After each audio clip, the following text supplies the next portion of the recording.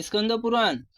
तब महादेव जी ने सूर्यदेव से कहा, उठो उठो, तुम्हारा कल्याण हो महामते, तुम पर बहुत प्रसन्न हूँ। मित्र, तुम सदा मेरे नेत्र में स्थित रहो। मैं समस्त चराचर जगत को देखता हूँ। तुम मेरी 8 मूर्तियों में से एक हो, जिसमें सर्वत्र सर्वव्यापी संपूर्ण तेजों के समुदाय तथा सबसे संपूर्ण कर्मों को हो आओ। जब भक्तों को समस्त दुखों को दूर करो, तुम मेरे 64 नामों के द्वारा उसमें अष्ट को स्त्रोत सुनाया, इससे मेरी स्तुति की। मनुष्य मेरी भक्ति को प्राप्त कर लेगा। मंगला गौरी का अष्ट स्त्रोत मंगलाष्ट नाम से विख्यात होगा। इसके द्वारा मंगला गौरी स्तुति करके मनुष्य मंगल प्राप्त करेगा। नामच्युत षष्टय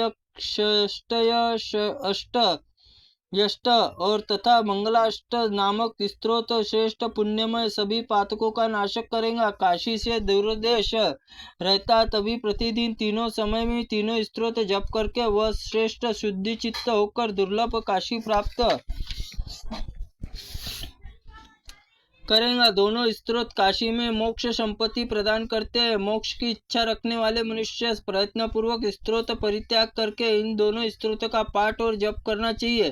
तुम्हारे द्वारा स्थापित गंभीर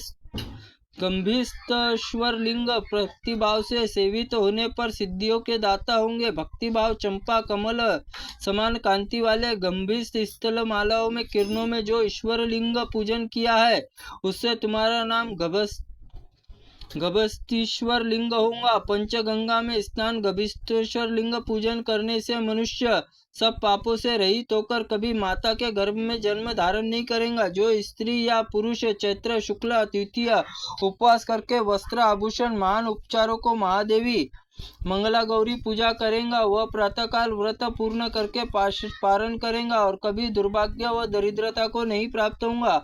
उसे मेरे सारे पाप नष्ट हो जाएंगे, पुण्य की राशि प्राप्त करेगा। वंद्या और मंगला गौरी व्रत करके बालक जन्म देती है।